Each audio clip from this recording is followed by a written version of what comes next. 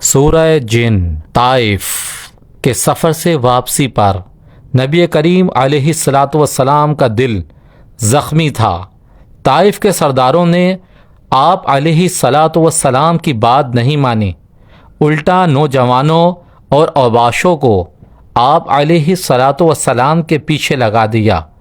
وہ آپ صلی اللہ علیہ وسلم پر معاذ اللہ پتھر برساتے رہے، حتیٰ کہ حضور نبی کریم علیہ الصلاۃ والسلام کے مبارک جوتے خون مبارکہ سے بھر گئے۔ آپ علیہ الصلاۃ والسلام ایک باغ کے کنارے بیٹھے اور اپنے رب سے وہ درد بھری دعا کی جس تاریخ میں ہمیشہ یاد رکھا جائے گا۔ آپ علیہ الصلاۃ والسلام تھکے ہوئے زخمی قدموں کے ساتھ واپس مکے کی طرف لوٹ رہے تھے۔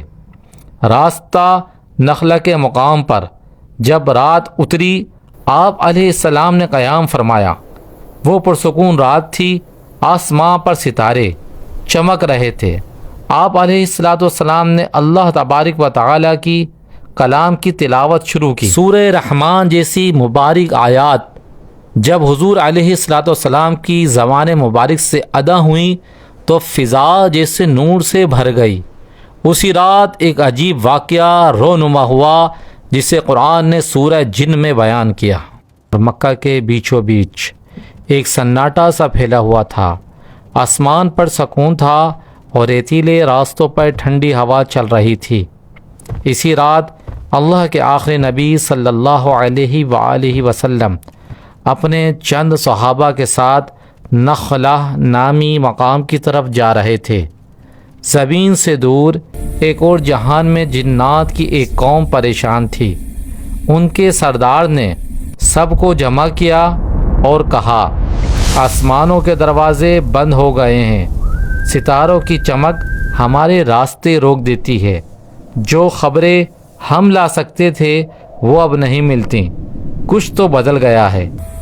جنات کے گروہ حیران تھے، انہوں نے کبھی ایسا منظر نہیں دیکھا تھا۔ پہلے وہ آسمانوں کے قریب جا کر فرشتوں کی گفتگو سنتے تھے، مگر اب ہر سمت آگ کے انگارے ان کا راستہ کاٹ دیتے تھے۔ سردار بولا، چلو زمین کے طول و عرض میں پھیل جاؤ، دیکھو کون سی ایسی بڑی تبدیلی آئی ہے جس نے کائنات کا نظام بدل دیا ہے۔ یوں جنات کے گروہ مختلف سمتوں میں نکل پڑے، کوئی پہاڑوں پہ چڑھ گیا، کوئی سمندروں کے پار اڑ گیا، کوئی جنگلوں میں گھس گیا، لیکن ایک گروہ جو نہایت عقل مند اور سنجیدہ جنات پر مشتمل تھا وہ نخلہ کی سمت آ نکلا۔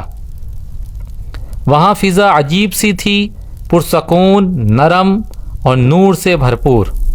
اسی مقام پر اللہ کے رسول صلی اللہ علیہ وسلم فجر کے وقت نماز اور تلاوت فرما رہے تھے۔ رات کی آوازیں خاموش تھیں، صرف قرآن کی تلاوت گونج رہی تھی۔ جنات کا وہ گروہ رک گیا۔ ان کے سردار نے سر جھکا کر کہا، خاموش رہو، کچھ غیر معمولی ہے۔ پھر وہ سب کان لگا کر قرآن سننے لگے۔ دلوں کی کیفیت بدلی گئی۔ جوں جوں تلاوت آگے بڑھتی گئی، جنات کے دل لرزنے لگے، جیسے کسی نے صدیوں کی تاریکی کے بعد ان کی آنکھوں پر روشنی ڈال دی ہو۔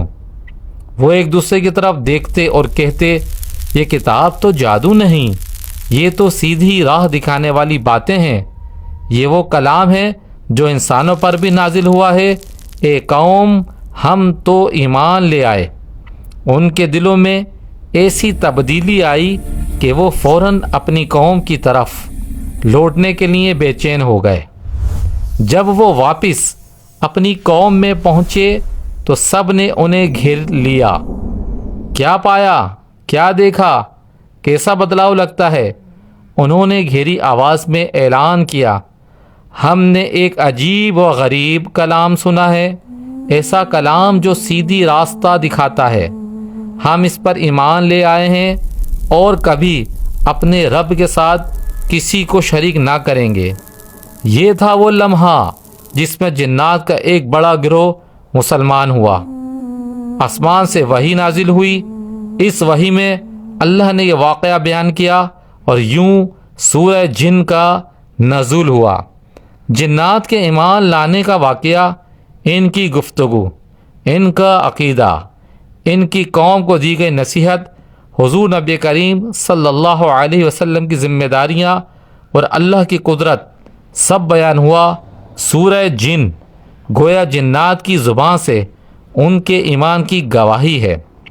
سورہ جن اس وقت نازل ہوئی جب چند جنات نے نبی علیہ الصلاۃ والسلام کی تلاوت سنی، ایمان لایا، اپنی قوم کو بتایا، اور اللہ نے اس پورے واقعے کو قرآن میں بیان کرنے کے لیے یہ سورہ مبارکہ نازل فرمائی۔ دوستو، سورہ جن ہمیں یہ سکھاتی ہے کہ قرآن صرف انسانوں کے لیے نہیں بلکہ جنات کے لیے بھی ہدایت ہے، اور جب قرآن اتنا طاقتور ہے کہ جنات کے دل بھی بدل دیتا ہے تو سوچیں یہ انسان کے دل پر کیا اثر ڈال سکتا ہے۔ تو ہمیں چاہیے کہ اس کلام ربانی پر عمل کریں اور اس کے مطابق اپنی زندگی کو اپنائیں اور دنیا و آخرت میں کامیابی پائیں۔ والسلام علیکم ورحمۃ اللہ وبرکاتہ۔